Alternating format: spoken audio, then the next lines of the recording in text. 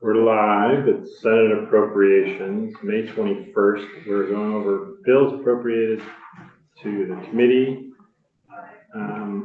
We're still working on H472 amendment. I haven't had a chance to check in with Katie. I had a meeting over lunch. So we talked about maybe doing that right before this one. So we're not going to do that. So we are going to move to H480. The miscellaneous education bill. We have Senator Weeks with us who can walk us through highlights. We're mainly concerned about financial parts. We trust the education committee for the education policy parts, but you can just let us know what you think we should know about this bill. Okay. Thank you. Thank you all. Let's see. I probably dog-eared a few pages here. And it is on our website. There's no fiscal note. No fiscal note. Because it was a minimus or some lower amount. Okay. So first, I think I'll hit what I think your interests are, and then you tell me what I missed. So in section 7, which is on my page 7, line 21, it refers to the BOCES grant program. So there's a $10,000 grant. We're not increasing the grant. We're not decreasing the grant. All we're trying to do is allow a potential BOCES district to use the money as they begin to form, as opposed to waiting until they've done all the moving parts to form. And then they find themselves, at that point, they've already expended all this money, or the $10,000. So we're moving it in the formation phase as opposed to the post-formation phase. But it doesn't increase or decrease the grant. It doesn't affect the grant at all. Because the grant was in an earlier bill. Yep. There's no change. There's no change on the amount in the current legislation. Okay. And the next one I saw, find it. There's one right, the one after it, little b, right there on line 12 after BOCES. That's underlying law with the $70,000 that's there. Which page? The same page you were on, yeah. Okay, so yeah, I'm on page 8. So the sum doesn't change. Yeah, okay. So, but the 70,000, that's already Yeah, that's correct. underlying statute. Page 8? It's on page 8. It's little b, right underneath. Yeah, okay, mine's constructed a little different, but mine's not underlined. No, it's not underlined. $10,000 grants come out of that $70,000. Yeah. Got it. Okay, thank you. And let me see, there's one. Oh, probably the Vermont National Guard tuition benefit program, which I have on page 13, section 11. Doesn't change the amount. What it does is it allows the Guard to utilize the tuition program for their benefit for recruiting and retention. And it expands the opportunities that the Guardsmen can use this same unchanged fund towards, but doesn't change the funding at all. So the Guard is experiencing a recruiting and retention problem. They're looking at utilizing the funds that they already have to try to obviously increase retention or increase recruitment and increase retention. That's all. And the language is what those additional options are for the Guardsmen. That's all it is. Are you looking at the version that passed out of your committee? I'm looking at the last version we had on deck in the committee. And what's on our website is not as passed by House. We have two. Not as passed by your committee. Yeah, that's There's one. old. Yeah, that's old. Yeah, I have. Yeah. I have draft 14.3 was the last draft we had. But the concept's the same. I mean, what's in 14.3, which is what we delivered to first to finance and now to you guys, is what I just outlined. question about. Oh, under Beth. Yeah. Yes, Senator. Thank you. Just looking at this, the part that's about approval for a non-Vermont approved post-secondary education when the degree program is not available in Vermont. I'm wondering if, had any testimony as to how often that happens. It's rare, but the reality is that probably about, I think it's somewhere in the order of 15–20% of Vermont guardsmen actually live out of state. But that's not what we're trying to solve. Right. That's one reality that we need to reflect on. Yeah. But so this is Vermont schools first. Program's not available, then they can look for a bordering state or a non-Vermont program.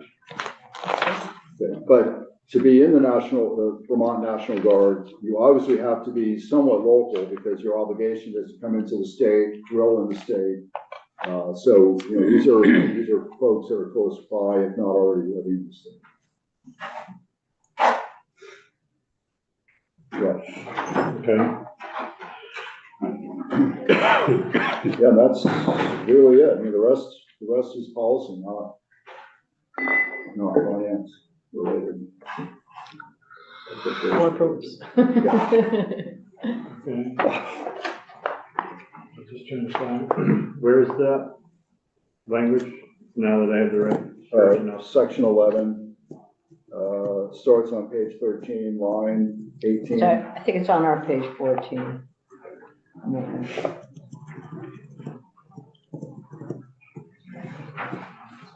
Oh, yeah, National Guard, section 11. Yeah. Starts on 14.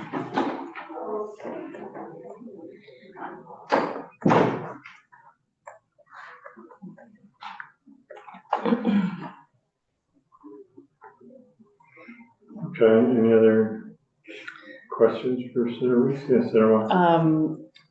I have a question about the phone-free school part of it, just because I know that that's not necessarily a part of our jurisdiction, but as it relates to appropriations, sometimes the plans or the policies to have a cell phone-free school, I'm sure you're aware of some technologies that, can be subscription-based, that, kids keep their phones in pouches.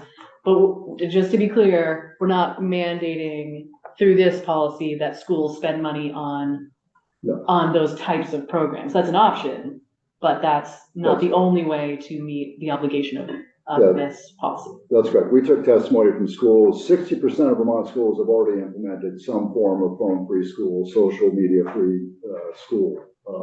So the idea of the section in the bill is to have the AOE develop a model policy for everyone, but mandate at a certain point that they either develop their own or they use the AOE model policy.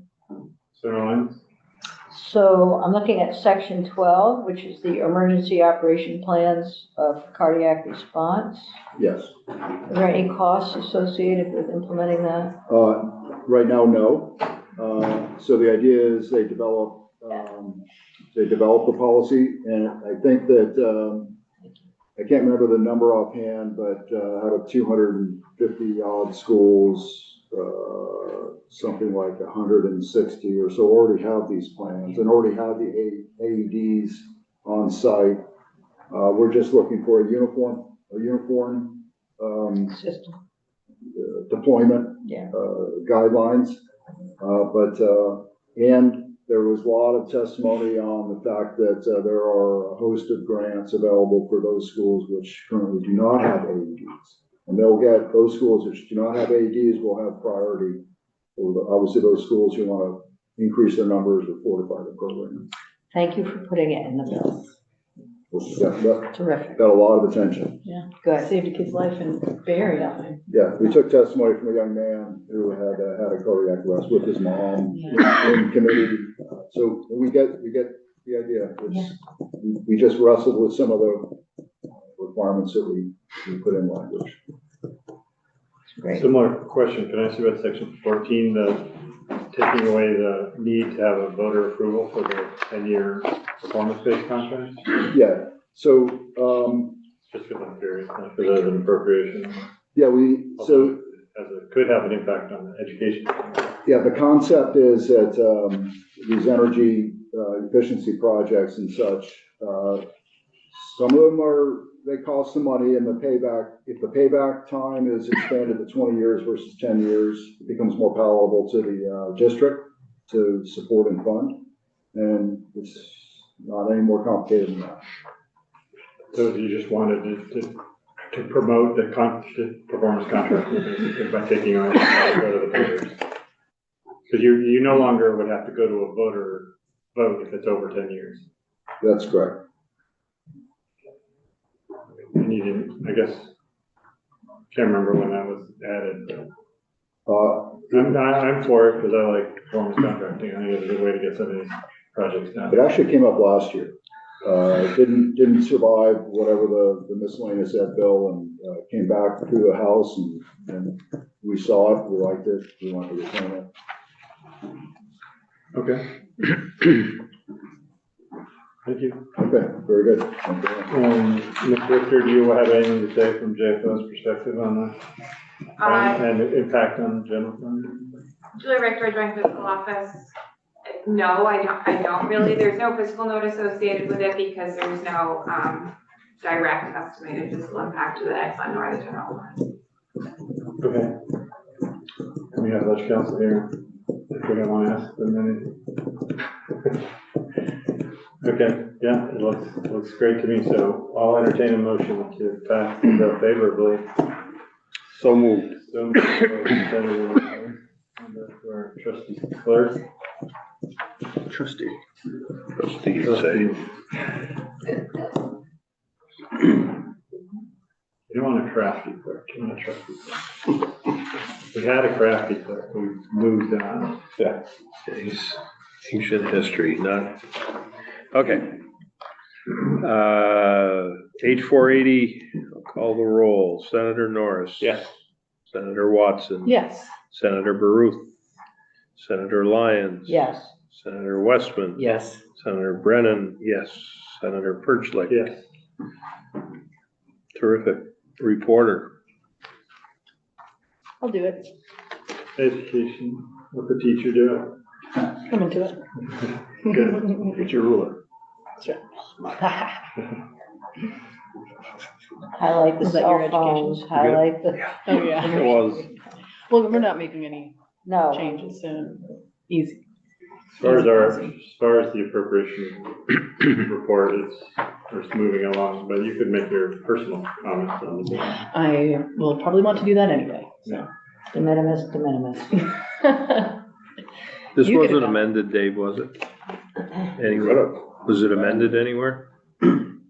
Yeah, Yeah, by your committee. yeah. By your For example, committee? the cell phone was the 9th hour. Okay. We got it all together. The cardiac emergency plans came in kind of in the 9th hour, but we had seen it. We tripped over it, and then we put it back. Okay. Dramatic, We have time, so we're gonna do that 145, do 472. Just the money. Or all of a sudden print out this. Depends I don't on, know if Katie just. depends on how you. That's all we care about, the money Everything portion. Okay, so we'll adjourn for just